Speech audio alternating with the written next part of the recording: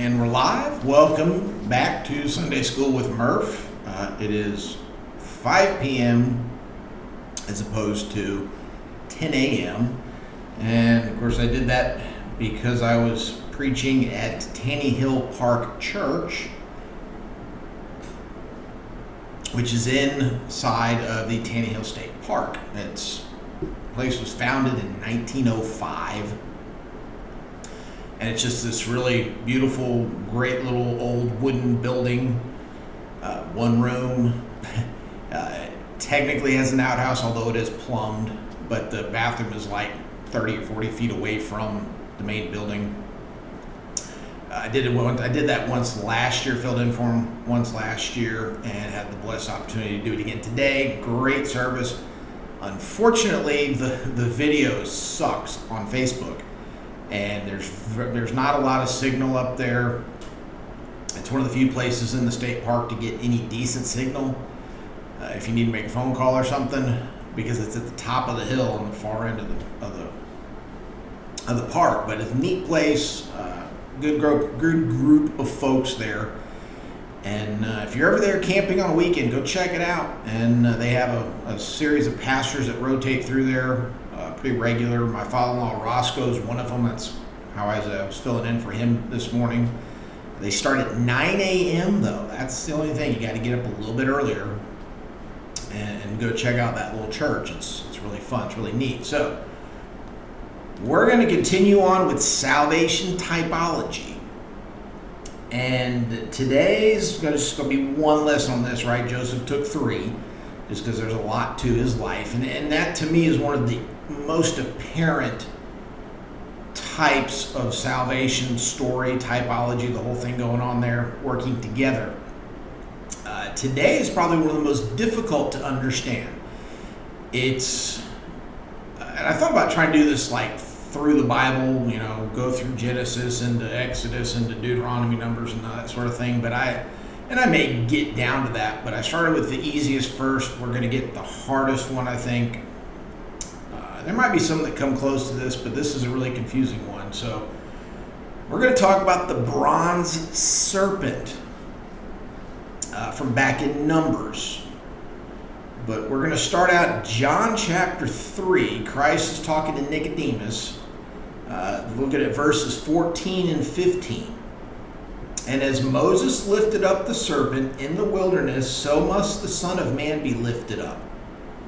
Whoever believes in him may have eternal life. Now, Jesus is talking to Nicodemus. Nicodemus is a Pharisee. The Pharisees and the Sadducees and the scribes all knew the Torah front to back, or they were supposed to anyways. So Nicodemus knew this story quite well. And he knew the history and the background of it. Now, did he fully understand it? Did they even fully understand it when it happened? So this is back in Numbers chapter 21. And if you know anything about the Torah, the Old Testament, Genesis, Exodus, Leviticus, Numbers, and Deuteronomy, may not be exactly the right order, but those are your 5 books of the Bible, the Pentateuch as they call it, the Torah, because it contains the history and the law of the Jews. Everything after that is basically, 1st, 2nd Kings, 1st, 2nd Chronicles is more history, and then you have all the prophets, major and minor prophets. But the first 5 books, as best as we can tell, were written by Moses prior to the Israelites entering the Promised Land. Of course, if you know, Moses himself did not enter the Promised Land. So he made sure everything was written down before he passed away and before they entered into the land of Canaan, which is where Joshua took over. So in Numbers, in the book of Numbers, they're still in the wilderness. And they're getting really impatient. So we'll start out chapter 20, Numbers 21, verses 4 through 9. Starting out with verses 4 and 5. From Mount Hor they set out by the way to the Red Sea to go around the land of Edom. And the people became impatient on the way, and the people spoke against God and against Moses why have you brought us out of Egypt to die in the wilderness? For there is no food and no water, and we loathe this worthless food. Now, what food are they talking about? They said there's no food, there's no water, but we loathe this worthless food. It's the manna from heaven. It was these weird little white flaky things that would fall. And if you remember, they could only collect enough to eat for the day. And if they kept any and tried to hoard it so that it might last a couple of days, it turned black and rotted immediately the next day. If they packed it up when they would go to bed, they'd wake up next morning and it was black and they couldn't eat it. So, the idea being that God was their provision for each day, and God provides for you each day. So they had their manna, which translated means, what is it? It doesn't mean bread. We don't know that it was even any kind of bread. We have no, it was just this white stuff that fell from the sky that they could eat. And this is how God kept the Israelites alive for 40 years, wandering around in circles in the desert. So, and this is a group of folks, keeping in mind the Exodus, remembering that we left off with Joseph. They were in Egypt and everything was all good, right? There's about 70 people that settled in Egypt, and 400 years later, God brings them up out of Egypt, rescues them from Pharaoh. He had to do all the plague stuff in order to make them uncomfortable so that they would actually leave Egypt, because Egypt was not the promised land. It was just a temporary place to rest and to get themselves together, grow into a mighty nation, 70 people. 400 years later, they leave as millions of people. And so here's God, who is a pillar by day and a fire by night to lead them around the wilderness before entering the promised land. So God's there. They witnessed, it's all the same generation, witnessed the parting of the Red Sea. They witnessed Moses coming down from one of the mountains, having seen God. And he couldn't see the face of God because he would die, but God turned his back to him, because his back wasn't as bright as his front, I guess. But that kept Moses alive. And when he would come down off the mountain, he'd have to put a veil on because he would be glowing from being in the presence of God, right? So I'm saying all that just so we understand that God's been providing for them. They're wandering around the desert for 40 years. He gave them everything they needed. Their food didn't wear, their clothing didn't wear out, their tents didn't wear out, their shoes didn't wear out. They didn't. That's amazing right there. We have tennis shoes that can't last 6 months. And they had sandals that lasted 40 years, as far as we can tell. So here they are complaining.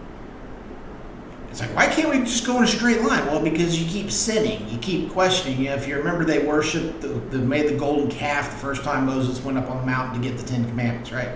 So they kept sliding back into this idolatrous nature that they had, and sinning against God. So he kept them wandering around in the wilderness for 40 years so that generation of sinners would pass away, so you would have a new generation that would know the full scope and power of God and believe and trust and then be able to enter into the promised land. Because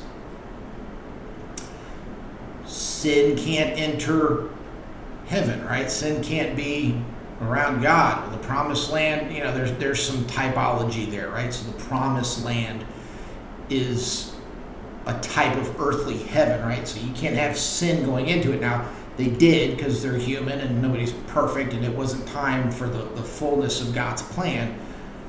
But as they are wandering around, they've got to go around the land of Edom for some reason. I've seen commentary where perhaps it was going to be battles they didn't need to fight.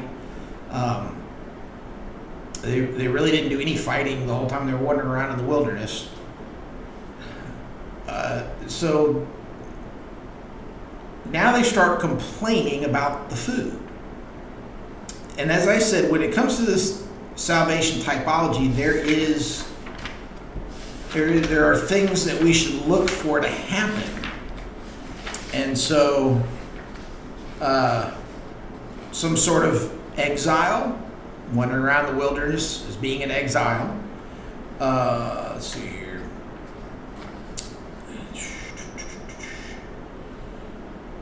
Rejection. Christ was rejected by his people, right? Well, in this situation, they are rejecting God. All right, it says here that they spoke against God and against Moses. So they're rejecting God outright, not just Moses. And if you remember, they rejected Moses back when he got ready to bring him up out of Egypt. Who put you in charge? Who made you king? Or who made you prophet? Whatever. And so they had already rejected Moses more than once, honestly.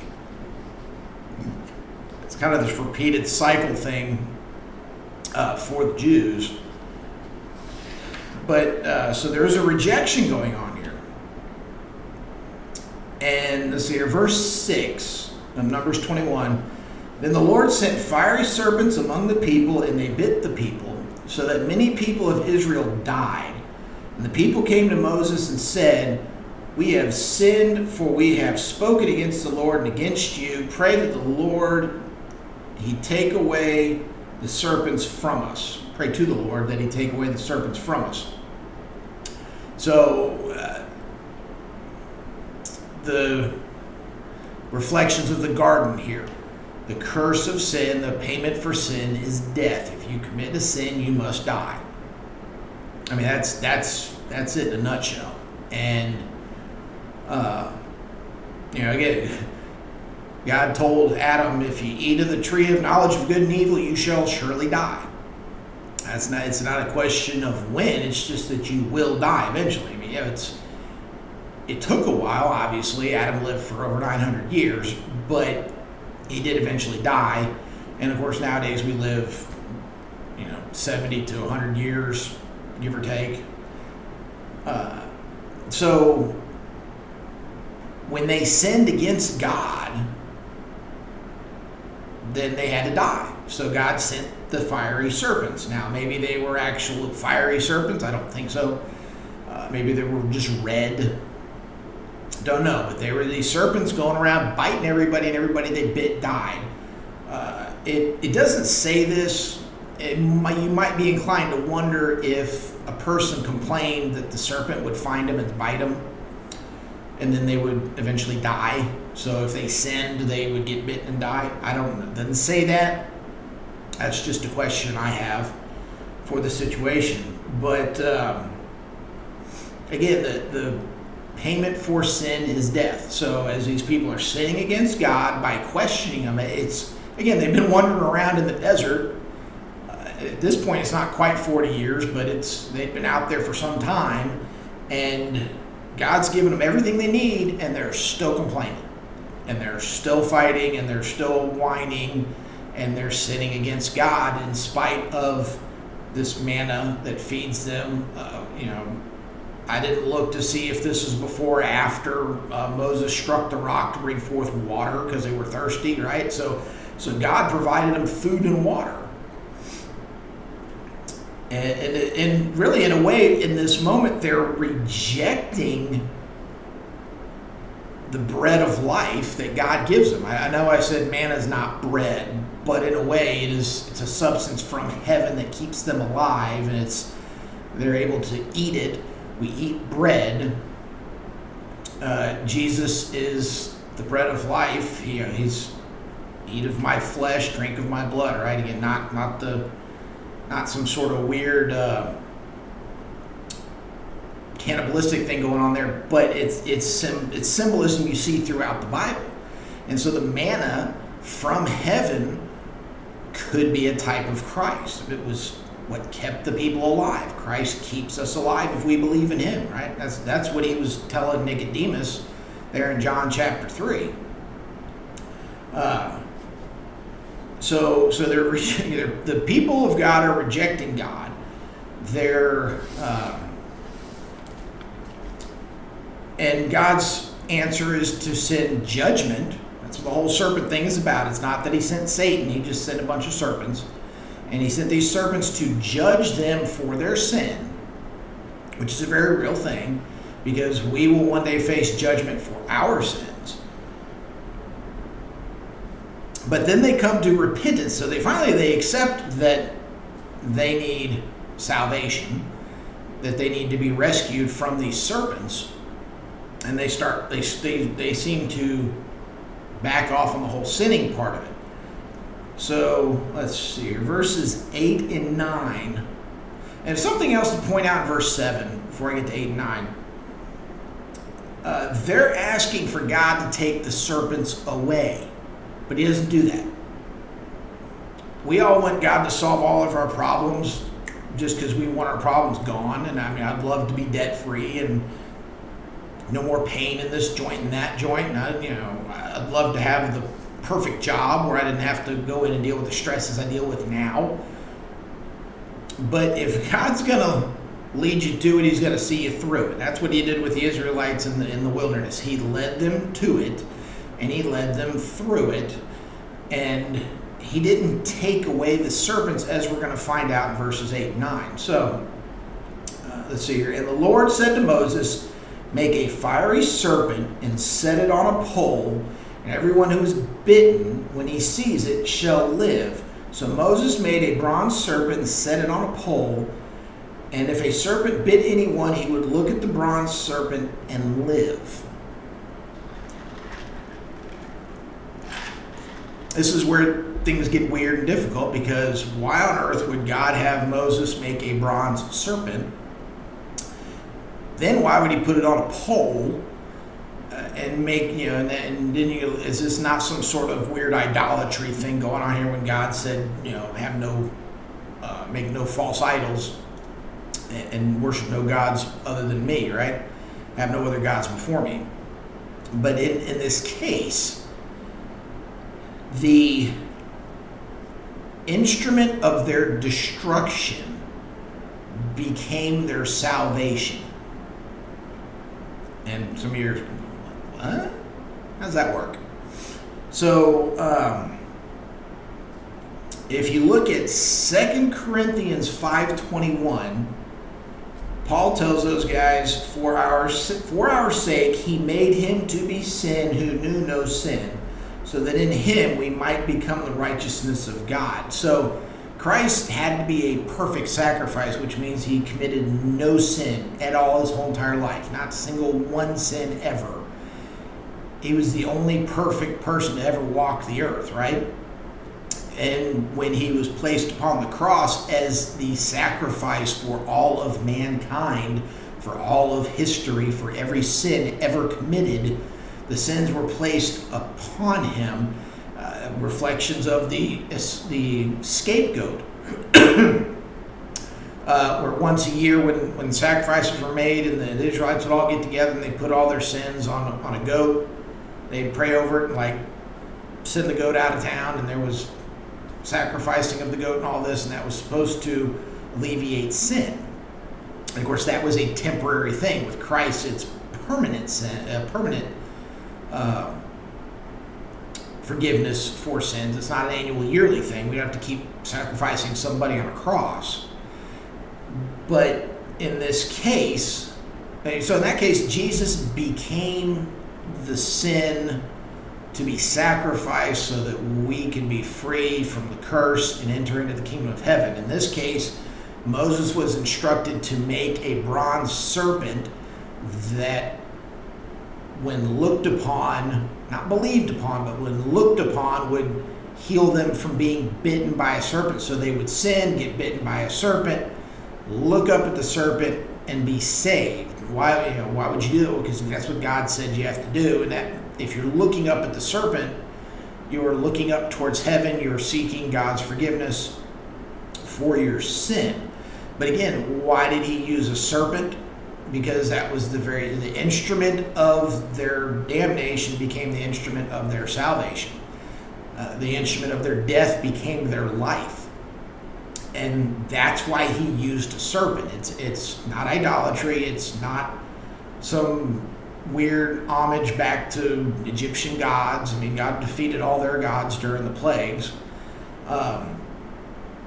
which they were false gods anyways. Interesting enough to note, if you look at 2 Kings chapter 18, verse 4, and I didn't write down which king this was, but one of the kings of Judah actually went in and destroyed the serpent because the Israelites had created a cult around it. And they kept it as a souvenir, which I totally understand. I mean, that's this tremendous thing, is this bronze serpent that Moses had made.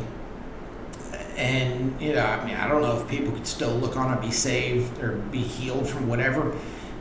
If you ever look at, if you ever go to the pharmacy, look at military medics. I know in the Navy, one of the collar insignia things, it's what they call the caduceus. There's two snakes wrapped around a pole. Sometimes you see wings on that. But that comes from this story here, looking upon the bronze serpent on the pole, and they're healed, right?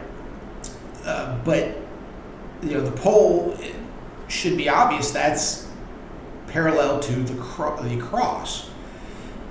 And Christ even tells his disciples, that the Son of Man must be lifted up on a tree, or lifted up on a pole for everyone to be saved, right? Which is, he's referring back to this. Christ himself makes this comparison of himself to the bronze serpent. So it wasn't the pole that did it. The cross didn't save us. It was Jesus on the cross that saved us, right? It wasn't the pole that healed the Israelites. It was the serpent on there. But God did this to show them, because it was God's power first and foremost. The serpent had no power. Moses himself had no power. Everything he did was because God gave him that power. And God, allowed him to do the things that he did. But it's just, they're whining and complaining. They're rejecting God. As I said, they're exiled, so they're wandering in the wilderness. Actually coming out of Egypt. They face, Moses himself had temptation moments, but this isn't really about Moses. It's about the serpent on the pole. God himself as a whole is rejected, just like Christ was rejected by his people, and then sacrificed. So the serpent being on the pole is foreshadowing of the sacrifice of Christ on the cross. But like I said, the hardest part to understand this is why is God doing this? Why is there a serpent involved? What in the world? But that's just the way God does things. I don't know that anyone can give an exact reason why God does things the way he does things. But just know and understand that the instrument of death becomes the instrument of death becomes the instrument of life. So the instrument of our salvation, instrument of our damnation, the instrument of our damnation becomes our salvation. And that's, God sent serpents to judge the Israelites, and then he turned around and gave them a serpent to heal them. Our sin is what judges us and commits us to hell. And God put all that sin upon Christ so that we may, if we believe on him, if we believe in him, so that we may have salvation from hell and that we are in heaven. So we go from death to life when we look upon the pole at the one being hoisted up upon it. So that's the bronze serpent. That is salvation typology.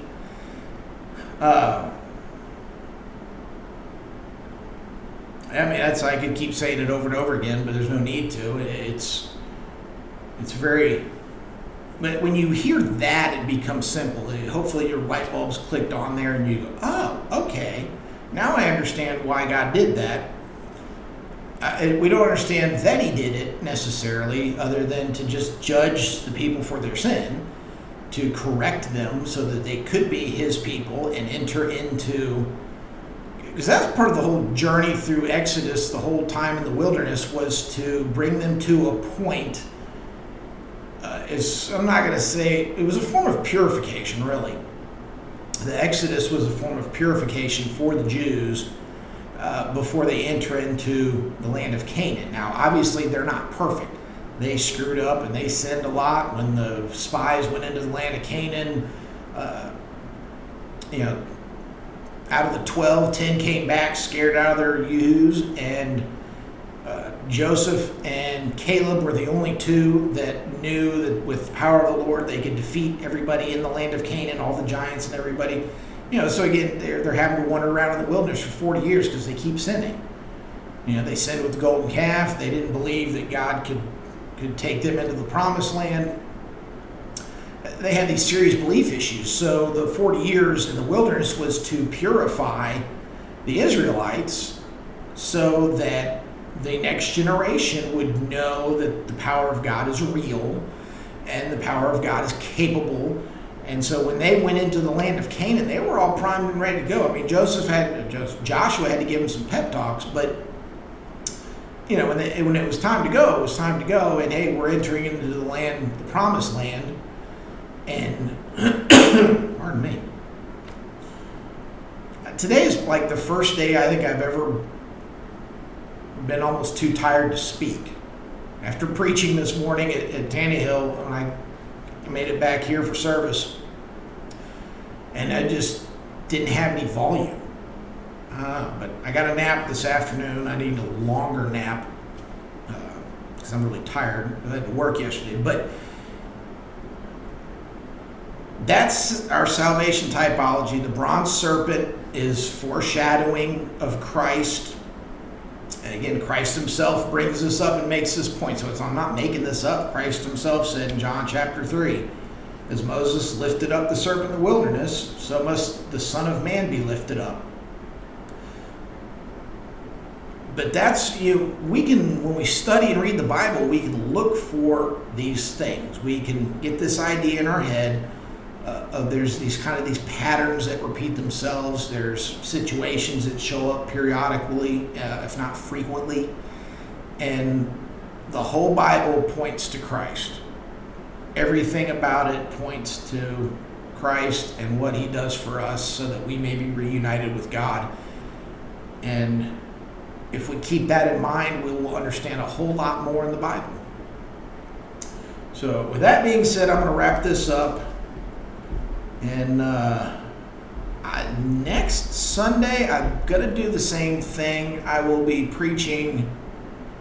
I'll check my calendar when I get my phone down, and I'll make another announcement. But I'm filling in at Johntown Baptist again on the 17th, which is next Sunday. And then I'll be filling in for Roscoe again on Wednesday, the 27th. That sounds right. But I'll make announcements, so look for this to be done at 5 p.m. next Sunday, like I did today, because Johntown starts at 10:30 as opposed to 11 like everybody else, which is fine. But I should have more salvation typology for you. So know and understand what you read, and study and pray on it. If you don't, ask questions, leave comments and concerns, prayer requests, hit like and share. If you would, please, so we get the word of God out there. And go out and make disciples. God bless.